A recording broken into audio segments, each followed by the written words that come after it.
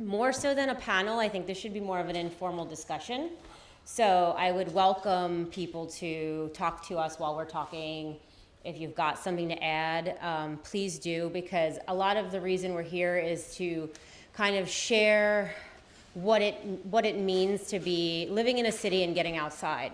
So we're here kind of representing the New York contingency, but if you guys are from other cities or other urban areas and you have tips and tricks that are relevant to the region you're from, that's also useful. So to start, I'll just, again, my name is Jeanine from Range. We are a creative agency and a biannual newsprint magazine, and we focus on the intersection of design and adventure. So it's pretty specialized, but it's really fun, and we get to talk about a lot of creative things as opposed to just the pure function of the outdoors. And then these lovely ladies here are going to each introduce themselves. Everyone's from kind of a different part of the industry in their own special way, from retail to events, on some brands as well. And everyone, like I said, is pretty much New York natives for the most part. So I'll pass the mic down. Hello, I'm Megan Billings. I work for Gear Patrol. I'm the deputy editor of Gear Patrol Studios, which is our branded content arm. I am Lily Hetzler. I'm the creative director of Nativen, which is a women's American heritage brand and lifestyle brand and clothing brand. And I'm also a licensed New York State guide and wilderness first responder. My name is Knapp. I started a company called Outdoorfest. So we do a 10-day outdoor adventure festival in New York City and a series of community meetups throughout the country in different cities to try to get people in the great outdoors. And I'm also a wilderness first responder and a New York State licensed guide. Hi everyone, my name is Michelle Gordon. I run the marketing at Paragon Sports. If you don't know Paragon Sports, it's a local family-owned business in New York City, New York sports specialty store. So we're always doing a lot of different things related to being in the outdoors. Hi, I'm Gemma Peckham, obviously not a New York native. I'm the editor and founder of Rova magazine, which is a road trips, RV, van life magazine. And it's been around for about a year now. Do we need to pass this back every time? Yeah, I think that's good. Thank you.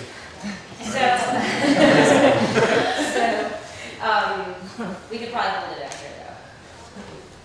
So if for people who just are coming into the conversation, we're just really here to celebrate New York State and why it's important to get outside and what is a micro adventure and what's different. What's different from a macro adventure, because that's a term that's kind of gained momentum in the last few years. Because cities are becoming hubs for outdoor creative enthusiasts, we're seeing people looking to embark on regional trips that are closer to the cities. You know, maybe not something as ambitious as an expedition or a backcountry excursion, but maybe something 2 hours outside the city. Or even really like in your local park in the city. There's really no serious definition for it. So I guess we could start there, because my question, if I was a viewer, would be like, well, what is a micro adventure? So if anyone wants to kick that off from their perspective, maybe Sarah, because I feel like Sarah's written the story for Range magazine on micro adventures. So she might be the person to start. So when I think about micro adventures, I like to conceptualize it by like who is doing them. And I think one really important aspect of that, it ties into like the traditional city dweller, someone who has like a traditional Monday through Friday job and is either doing a 2-day weekend trip or an afternoon trip or a Saturday trip or even 3 days, but it is something they can do within that framework of their, normal lives, whatever that may mean. So that kind of most of the time makes it so it's really close by because you don't want to travel too much. And I think a lot of it also is about the mindset you have, because we do a lot of things that are in New York City and it's not as wild as, Acadia or the Adirondacks or whatever it may be. But if you can kind of like transition how you're thinking about it into this is an adventure, it's just like at a smaller scale. What you make of it, exactly. It becomes, it just opens up a whole world that's really accessible.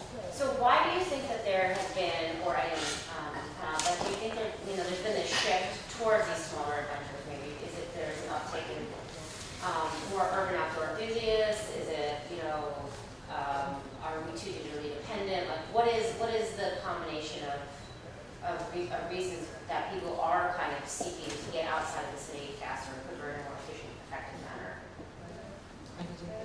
So, and I have a feeling from the conversations I've had already today that a lot of people agree that, especially people who are in New York City, we're really busy working, hustling, doing a million different things that planning a micro adventure or something that's smaller, like a weekend trip or a 1 or 2 day getaway, is easier to do. It's more realistic. Like it could be something you plan months in advance, or that day I'm just gonna go hiking on a local trail today, and that's something that people might be more open to. And just lifestyle-wise, there are more people who are open to being more active and trying new things, whether it's something in a gym or outdoors, if it's hiking, swimming, running, biking, camping.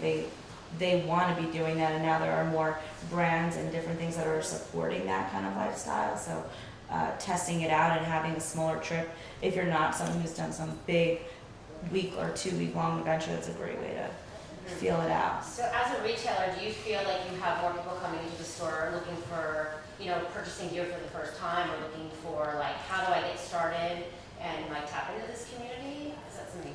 We actually see that a lot, and we host a lot of events, and this could go off on a tangent here, of, for people who are new to the outdoors, or people who have never done some sort of like outdoor, like a program, whether it's camping or hiking or anything, kayaking, like what we've been doing here. If they don't know, we host events all the time. We keep a blog up on our website where we're interviewing people who are experienced in this, of like what to do on your first time camping, and it's like somebody who's been doing that. We'll work with them.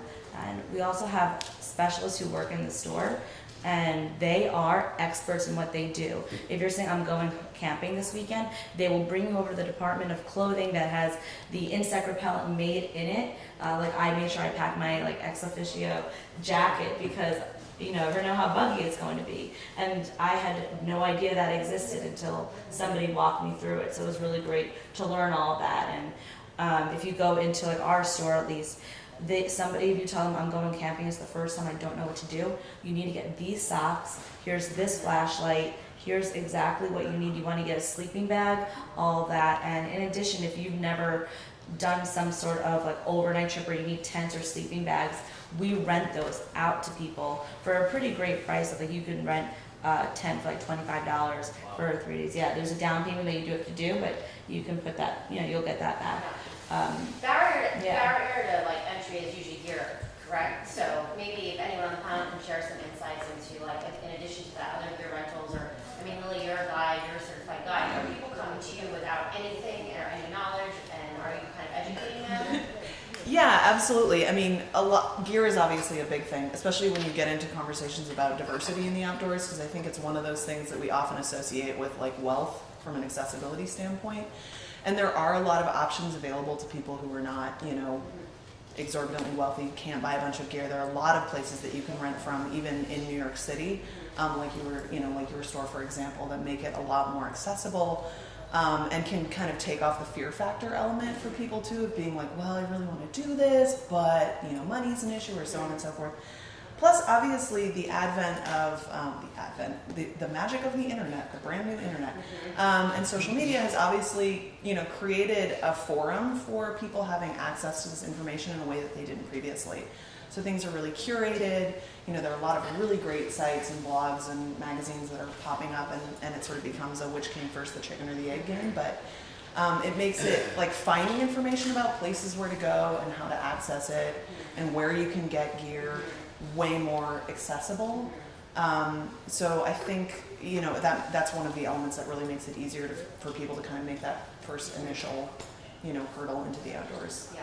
And in addition, I think van life and van culture definitely opened the door for novice enthusiasts to really start feeling more comfortable exploring, because it's almost like a vehicle or a catalyst to get you outside, right? So maybe you can talk a little bit about how RV culture, even how Rova magazine came to be. So that's what I was going to say when you were talking about people coming into this quite new. What the magazine is designed for, and what we notice is that a lot of the people that are getting out and doing this kind of thing now are millennials, which is like the biggest generational group in the US. And this van life is very accessible in terms of you can either, there's rentals available. There's actually an Airbnb of RVing, which is called Outdoorsy, and people own RVs. When they're not using them, they'll put them online, and people can rent it that way and see whether or not it's a lifestyle that they're into. Yeah, totally. But also, I mean, you'll see there's lots of old kind of, the Westphalia vans and the VWs and stuff, and they're really cheap to buy, and people renovate them, and there are companies that renovate them as well. And then I think what you're talking about with social media and the internet and stuff like that, Instagram is such a massive part of this particular lifestyle, and I think that's something that's also encouraging people to get out and do it because it's that, like you said, it's a really curated kind of thing, and people are seeing it and seeing it quite broadly represented all over the country, and that's why they're really getting. Do you feel like it's more relevant on the East Coast or the West Coast, or because for me, coming from the West Coast back to the East Coast, Yeah. I feel like Westphalias are very common there. Yeah. It's something that you're seeing. I mean, and that's why we're based in Brooklyn, right? Yes, yeah, we're based in Brooklyn, which a lot of people ask why. It's because it's a pretty weird place to be for RVing, but most of our the copies that we've sold and our Instagram followers and things, the majority of them are on the West Coast. It's a really huge lifestyle up and down the West Coast. But I mean, I was walking to work the other day in Brooklyn. There's a big Winnebago Brave parked like right around the corner from our office in Gowanus in Brooklyn, and there's people, and that's kind of this micro adventure thing as well. People, you can park your van on a back street in Brooklyn, and you can explore the city, and you don't have to pay $500 a night for accommodation. So it's almost like you recognize that there's this momentum in this community, and you're trying to bring it to the East Coast. Absolutely, yeah. And also, I mean, I come from a publishing background. I've worked in lots of magazines, and one of the ones that I worked on in Australia was for caravanning, which is like Which is very common in Australia. Totally, yeah. But it was for older people, and all the magazines that exist here for RVing are also for retired people. And there's nothing that caters to this market, which is such a shame because it's such a huge and like enthusiastic kind of group of people, and they didn't really have anything to share their lifestyle. And so everything that we have in there pretty much is contributed by people who are living that lifestyle. So they'll write stories and take their photos and stuff. So the East Coast is still it's still popular, but it's just it hasn't quite taken off as much over here as it has in the West. Yeah, I can definitely. I've seen an uptick just in the last decade of there's more brand space here. There's more climbing gyms. There's more community events, and it's amazing. You mentioned Gowanus. Gowanus seems to be like a really interesting piece of the puzzle in the outdoor industry. I'm not sure if anyone's familiar with Gowanus in Brooklyn, but it was an industrialized wasteland for a really long time. The canal is very similar to Lake Venice in California. Yeah. And I actually had a studio there in 2008, and I just went back recently, and there's Brooklyn Boulders, there's amazing coffee shops, and it seems like there's this community coming together around this area in Brooklyn, and maybe we could talk a little bit about anyone's familiar with the area. Best Meets office, just Best Meets office is there, which is a great heritage-inspired New York-based brand. Specifically, I think climbing gyms is really the point I'm trying to get at. I know Brooklyn Boulders has become such an anchor there. Do you feel like people are discovering the outdoors through those climbing gyms, and then maybe gaining confidence to then go climb outside? I mean, the Dumps is a very historic place I climb in New York State. But people aren't really going right there, right? Like they're starting in the city, they're starting in climbing gyms, gaining some confidence, building community, and then taking those trips maybe to climb track outside. Do you have anyone have any insights into that?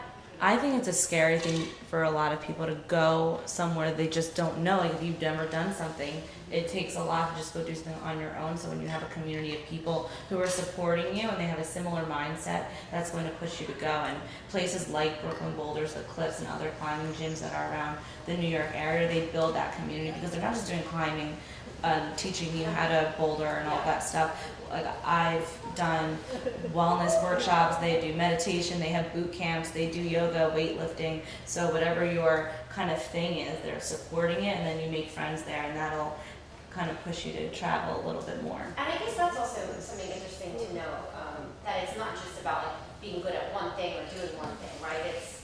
the modern outdoor consumer is not just a climber or, you know, a trail runner. It's everything kind of combined. One more thing to add, like at Paragon, we have a huge running community, and a lot of those people, they'd be open to trail running or doing other things because they're just active people, so they want to try new things. So we just launched a hiking series, and those are the people who are inviting in. They've never hiked before, they don't know, they run, so now they're going to have to get geared up to go on this hike, open up to this new lifestyle of trying a different way to be active outside. I was just gonna say as well, I think sort of on what you're touching on is it's a confidence builder, which is a huge thing too. You know, it sort of like breaks that gap. And then also having a community that you can fall into that's reliable, because sort of on the challenging side of accessing the outdoors, I know a lot of people, you know, meet people through meetups or Craigslist or things like that. And there are always challenges with going outdoors and, you know, doing hiking and things like that with groups that are not organized or don't come with sort of like some licensing or something behind them. So it's really important actually in circumstances like that. I think if you're shy about it, to take advantage of those kinds of resources, like a climbing gym or something that has, you know, people who are licensed and things like that, so that, you know, and I think that that's the fear factor for a lot of people, is they're going to end up somewhere, they don't know what they're doing, and maybe they don't have the appropriate gear, and, you know. Well, Sarah actually probably has some insights, because when you started Mappy Hour, I mean, Mappy Hour came before Outdoorfest, correct? So what was, you know, your instinct when you were like putting that together? Yeah, so Mappy Hour came from a place of recognizing that there were already meetups. And is everyone familiar with Mappy Hour? Okay, right, define my A terms. little. So Mappy Hour started as a happy hour for outdoor enthusiasts. And when we first started, it was kind of the brainchild of one of my friends who had lived in Denver and had felt when she was there that it was very natural to just go to the bar and like bring your maps and feel comfortable in that environment, and there was space to like lay your maps out. And you know, in New York City, that's not really like the vibe so much at bars, you know. So the initial idea was like, let's take over a retail space, invite everyone to bring some beer and bring maps. So it was like free entry, but bring a 6-pack and your favorite map. And that's how it started 3 years ago now in New York City. And you know, the core program that we do is still that happy hour, but it's really evolved into a community of people and being representative of people who do live in cities and want to connect to the outdoors, and being a consistent place. And that's kind of what I was going to say about Brooklyn Boulders and all of those kind of programs, like the hiking and the running that Paragon does. That consistency, I think, is like one of the most valuable things in building actual community and connection, because those are the things that like people will hold on to and feel comfortable to go outside with people instead of just like randos they meet for 5 minutes while drinking a beer, you know, because like when you're outside things can happen. So to get back to the meetups, like, you know, we were more than trying to just bring people together, it was like creating the space where they would feel comfortable to connect with each other. So, you know, we really think a lot about like the venues that we go to and what they look like and what they feel like, and like we don't go to really noisy bars or stuff like that, just because there's so much going on in New York. So like, how do we create something where maybe it's just one night a month, people can be like, I'm an outdoor person, this is like my time to kind of like honor that, even though I'm also like an artist and a musician and like a banker or whatever all those other parts of their identity are, and just kind of make space for that. So like kind of helping them, I guess, get to that point. Where are people in the room from mostly? Is everyone local? Jersey. New York City. Okay, yeah, so everyone's pretty local. So it's funny because, you know, outdoor has had there's been such a rise and a fall, and it's become trendy and then kind of stabilized and then getting trendy again. You know, my thought process is always, you know, is this a positive or a negative thing, or does it even matter? I think getting people outside is what's important, right? So for me, if it's a trend, I'm embracing it because at least more people are getting outdoors where they belong, but are they doing it responsibly? Are they being good stewards of the land? Are they following the, you know, trace method? You know, like, do you think that that's had, and this is open to anyone, you know, do you think that outdoor becoming kind of more trendy has had a positive or negative impact on the region? I mean, it's always going to be a mixed bag story. I think the thing that's great about the sort of active social media and press presence that we have now is that's a really important part of the conversation, I think. Obviously, leave no trace and being responsible and awareness is a huge part of that equation. It's great when you can give people access to the outdoors, not just because of, there's been a lot of research done on the mental benefits of actually getting outside, which is a huge thing. And especially when we live in an urban environment and we're inundated with, technology. So when you look at that as an overall benefit, then, the net gain there is huge. And again, teaching people about the value of nature, again, benefits urban environments, again, because, it makes people realize how important it is to have natural spaces in cities. So the more that we get people outside, responsibly appreciating the outdoors and recognizing the benefit of that the benefit of that situation, it's a massive gain. And of course you're gonna have people that sort of tag along to ideas like that and behave irresponsibly, but, as people who work in the outdoors, I think we feel responsibility to be part of that voice that's like, this is what this is about, and this is what that looks like. It's, this is an amazing thing that is an abundance, but it's a tender abundance. We have to be cautious of it. Like erosion on trails, you think, oh, there's a puddle in the middle of the trail, I'm gonna go kind of off the side. Well, if one, even two people do that, it takes years for that to repair. It's not, so it's just being aware, and people don't think about that because they don't know. So it's an education thing. It's making a conversation and finding the joy in that. It's not about, chastising people. It's just educating, like this is a huge benefit to all of us. And it's like necessary to our, psychology and our biology to be able to have access to it. Yeah. So Our mental. Absolutely. Really dependent on it. And I'll add in, I think there's like a little bit of, there's like levels of judgment that go into it of like, oh, you only dress outdoorsy, or like, you don't actually go outdoors, or whatever that may be. But I think that trendiness and that popularity is like a rising tide kind of thing where, especially in New York City, a lot of the programming that people do, nonprofits do to get youth all around the city outside comes from big brands who have the money to give back to the community because there's a wider net of people. So I think, there's levels, like obviously we don't want people messing up trails, but I think that having more people involved overall is good, but then, being really conscious about how they are actually engaging in the outdoors beyond just buying the clothing and, things that. And it's funny you brought up that look and are you considered outdoorsy if you just dress outdoorsy? But a very wise man once told me that anything that's not indoors is outdoors. Like, are you walking down the street, you're being outdoors? Are you riding your bike, you're pretty outdoorsy? Like, you're just not inside. So I think we can be a little bit more flexible with the way we define that. And I know, I've been working in the outdoor industry since 2005, and when I started working in it, it was very exclusive, and you had to carve and chip away to kind of get in and find a place within it. And I think one of the benefits of this urbanization or the accessibility, it's just become more accessible and inclusive to ages, demographics, genders. I mean, it's just become more flexible, and that word I think is important, flexibility, because I think, that's what helps people get outside and feel more inclined to get outside. And I mean, a lot of your readers are probably, are they men or women, or do you know what the breakdown is? Yeah, it's like 85%. Okay. But on your point, one thing that I kind of was thinking about coming into this about micro adventures is that it doesn't have to be 1 hour outside of the city or 2 hours upstate or getting into a car.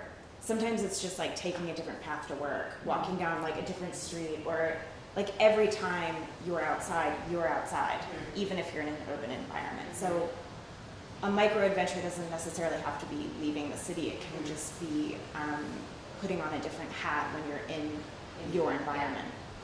Riding a city bike. That's Exactly. Jumping on the train or something like that.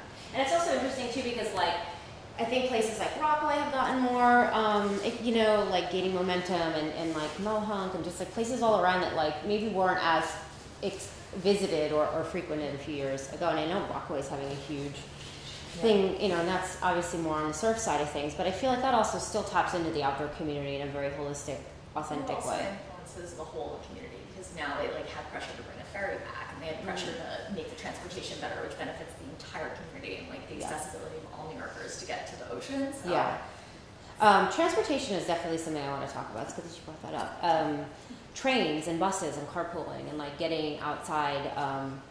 What are some systems that have you guys experimented with that can help people in cities get outdoors without having to have a car? Because not a lot of people in the city have a car. So if you don't have a car and you're not running a zip car, you're probably just like not going to go for it, or you're going to wait for somebody who has a car. But I think taking advantage of the public transportation system is probably a lot more beneficial than people think. Yeah, I'm happy to speak on that. Basically, New York is actually one of the best places in the country to be able to get outside with the public transportation that's available. Metro North actually has a lot of access, and there are other shuttle services, but right off of Metro North, we have an amazing subway system, obviously, that allows you to get to Metro North, and then you can take a train north, and then there are shuttle services from Tuxedo and some other places. But having access to that right within an urban environment, there are very few cities left in the world that have that kind of immediate transportation right from a major downtown area. And then obviously there are like guiding companies and so on and so forth that offer shuttle services. And sort of on your point with Zipcar, pooling is a great way to do it. You know, if you don't have a lot of money or you don't have friends with cars, you know, getting together people with a Zipcar and doing it, New York has a lot of areas that are really accessible, and I think we don't think about it because the traffic in New York City is so intense that people are like, I can't get out of New York, it's way too much to handle. And I will admit, you know, that first like 45 minutes, maybe an hour, is rough.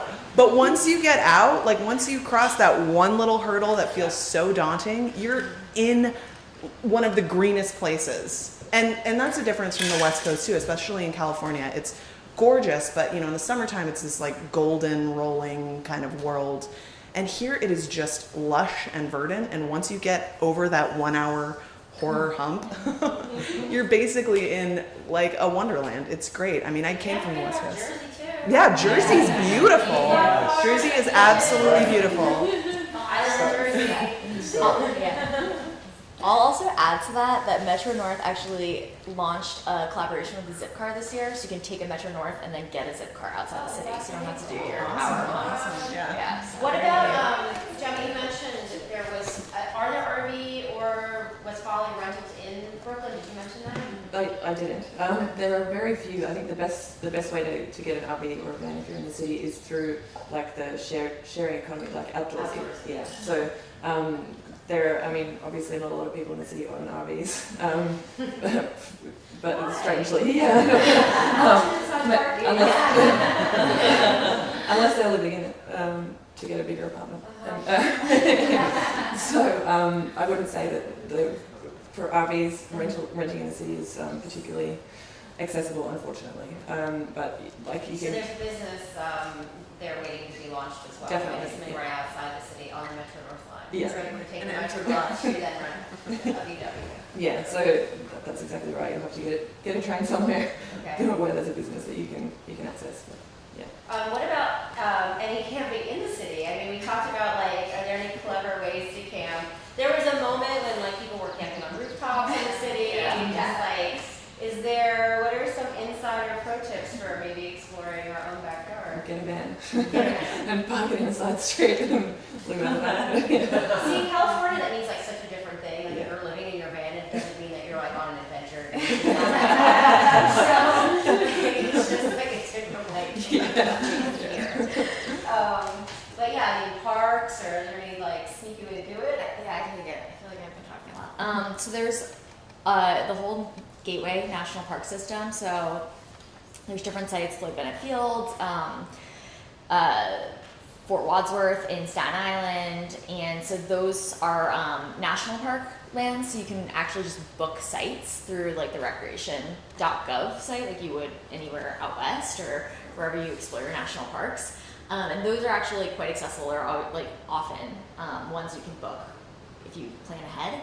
And then the New York City Parks actually does a lottery system where they'll bring family camping out to like almost all the big parks at different points during the summer. So you can enter the lottery and camp in Central Park overnight or Prospect Park. So I've entered a lot of times. I've never gotten it, but like It's like getting like the permit for Mount Whitney or something. Yeah, exactly. Just keep entering. It's like actually winning the lottery. It's like actually. I can actually get it. Yeah, I know. I will let you guys know once I get it.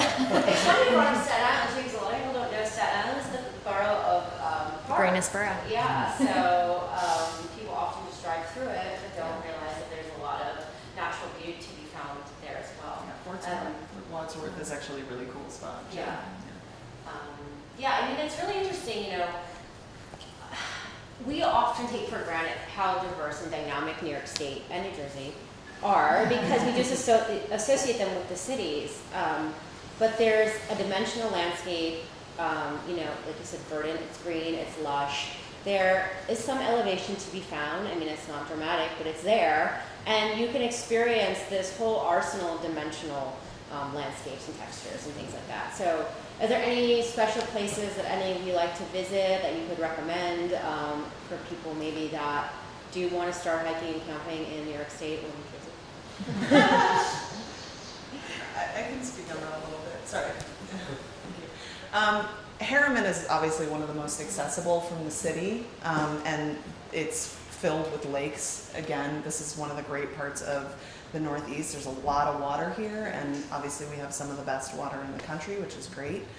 My personal favorite is the Catskills, just because if you get just a little bit further, it really starts to feel really wild, and it's still very accessible. And obviously in the Catskill Park there's the Catskill 3500 Club, because there are several peaks that are over 3,500 feet. And once you get above 3,000, it's the elevation, the actual biology of the area changes a lot. Yeah, the ecology, excuse me. Yes. So you get a very different kind of landscape there than you do below. So it's great to get yourself kind of outside of what's immediately accessible. Is there anything that is specific in a regional sense to packing? I mean, is it like a mosquito situation? Is it like, if you're going into Joshua Tree, you need to have gallons and gallons and gallons of water and sunblock. And what about is there any pro tip for packing in the Northeast for overnight excursions, day trips, backpacking? I mean, I know all of those come with their own list of needs, but something that's specific to New York. Okay.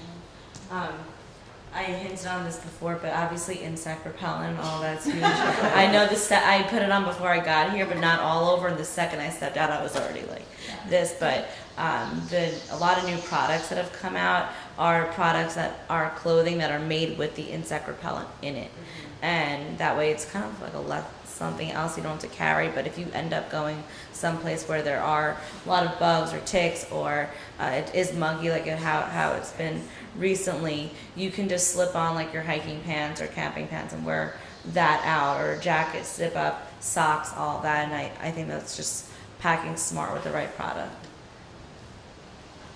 I would just add one more thing to that, sort of as a spin-off of the earlier thing that I said about water in New York. If you're doing any sort of distance hiking, there's accessibility to a lot of water, so you don't have to carry water like that. A lot of fresh water. Yeah. However, giardia and things like that are of concern here because of animal populations and various things like that. So water filtration is a big thing to bring with you when you're traveling distances. When you talk about water filtration systems, they can get pricey quickly. I mean, can entry-level water filtration systems will do the same job as something more sophisticated, or where should people be dancing around in that world? Because I have a few different systems, and some I use for some trips and some I use for others. But I think that's also something very daunting for people to think about. Sure, absolutely. I mean, ostensibly, if you read the packaging, they all kind of do varying versions of the same thing, by and large. And there's really no wrong way to eat Reese's. Yeah, iodine is super effective. But boiling water is super effective. Yeah. Boiling water is super. You can bring a tea filter, pour the chunks out, and boil your water. That's a surefire way to kill things. If you don't want to boil things, there are lots of other filtration systems, and there have been more that are introduced. Like the Sterapen, which is awesome because you can it's like a straw that you can stick into a river and drink. I mean, it's a little slow going. I have one. I've never opened it. What is this No really time do? like the present. Steroids too. So they all do basically the same thing. Ultimately it's when you start using it, you start gaining preferences. So I would say also maybe some pointers about building out here, because like, do you have to start with the Mercedes or can you start with the Prius? You know, like how much do people need to really get outside responsibly, comfortably? You know, I guess it's also going to depend on a day trip versus a backpacking trip or something like that. But maybe, you know, I think resources in New York, you know, where to start building your gear collection out, especially if you are low on room because you live in an apartment.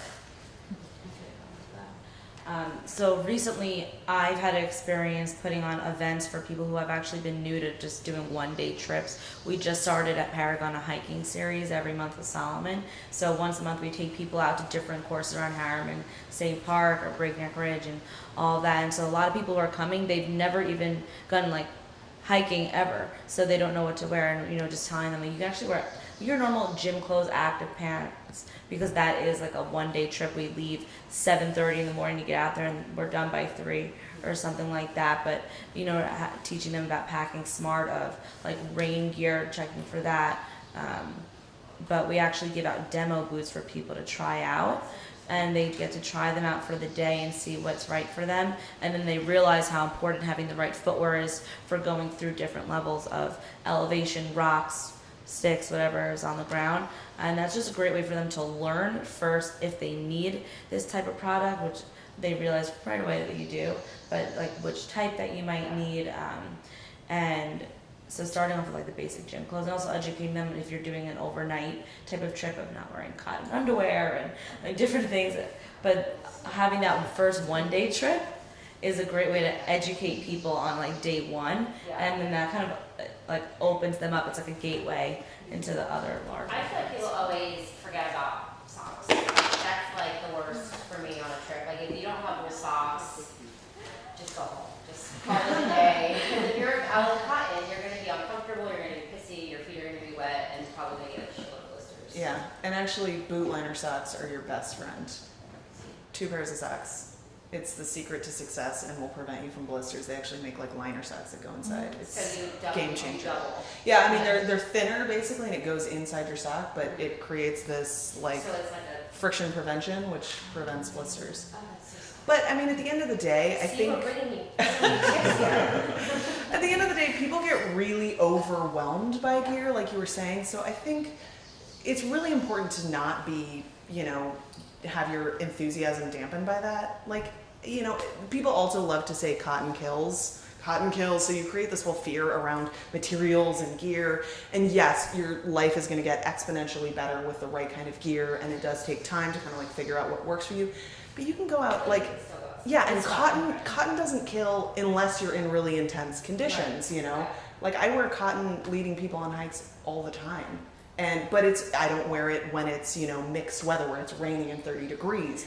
I don't wear it on a 17-mile Or you're like in hike. Washington or something. Yeah, exactly. It's, most people that are getting outside, you can start out with running shoes and a pair of socks that you're comfortable moving in, and a cotton t-shirt, and you're not gonna die. I mean, I've been like at half when people are like in silky pants and like running sneakers. So it's like, who knows? In Italy, women hike in high heels. Yeah. It's a legit thing. It's out there. Yeah. I started hiking with after I had a baby. I started hiking with a group called Hike It Baby, which is an amazing resource for new moms in New York and New Jersey and all over the country. They're a national program, and I was amazed at how many of the moms. I'm in the outdoor industry, so I take for granted the access I have to appropriate apparel and gear. And these women were in the worst looking, like functioning, dilapidated, broken down things, and they didn't know any different. Like they were just like living their lives, get happy to be outside with their kids. And it made me think for a second that maybe we do put too much emphasis on gear and spending money on gear, and maybe that comes from the brand side of things, maybe it's a product, but at the same time it's a mindset and Leather sandals in the Andes. Exactly. It's a legit thing. or running barefoot. I mean, like, literally running barefoot. Also, just on the flip side of that, I think a lot of what I do and like writing for publications and doing media about like how it is easy to get outside and wanting it to be accessible to as many people as possible is core to like what we're all doing. But I know like there's been serious issues with people going outside unprepared. The New York and Jersey Trails Conference has to like take out of their budget to like go patrol Breakneck Ridge because so many people are going there. Yeah, they turn people away now because they had so many issues and there's such high cost for like rescuing people who are unprepared. Definitely. So I think there's like this fine line between we want to like encourage people and be like you don't need expensive gear, but also be like how do we educate them on being responsible? So yeah, it's yeah. about context for sure. Yeah. You know, you don't want to Breakneck Ridge is a super challenging trail. right, but it's super easy to get to, right? Absolutely, yeah. Right, it's going to be different because, you know, for Gear Patrol, you know, there's a very big influence of fashion, you know, the intersection of fashion and function. So do you find that your readers are coming to you for the look or for like the functionality of it? I think it's both, and I hear what you're saying about, you know, like wanting people to get outside and like, you know, if you're in a cotton t-shirt, that's cool, but I sort of am of the mindset that like, why wouldn't you buy the Mercedes? If you're gonna spend the money, just do it. Just get the best thing that you can get. Because, I mean, it's, yeah, baby steps, okay, wear your gym pants, but get the best shoes you can get. And that's sort of what we do, is we test it and review it and let people know what that is. So maybe it's like focusing on one essential piece. Yeah, and I think that really is put a lot of socks, shoes, assets. a jacket. Yeah. I mean, I lived in Switzerland, so I was primarily hiking in the Alps, and the weather there can change in an instant. So packing there, it's like you need to make sure you have lots of layers, the right kind of stuff, because it could be by the time you get up there, you might be in snow, but you came from like 80 degrees. So I think knowing the right thing to do, like the certain things that you can't live without, like the right jacket, the right shoes. Like we could use some moisture management. Yeah, right. Like air conditioning. Well, you can't tell how hot it is on the video, but Yeah, and, you know, there's that expression, boots and beds. If you're not in one, you're in the other. Yeah. So those are the things you spend money on. Yeah. Well, if anyone has anything to add, but I feel like we've touched on quite a lot of different topics. And if anyone has questions, let us know. Or wants to share a tip or trick. This conversation can continue. It doesn't have to end just because we are going to walk out of the room. I hope everybody kind of continues to interact with each other throughout the weekend and make the most of the opportunity to kind of be here together as a community and introducing yourselves and saying hello to people. And especially this panel here is an incredible resource of information in the area. So please feel free to ask us questions, and thanks for your time and listening to us and sitting in this hot room.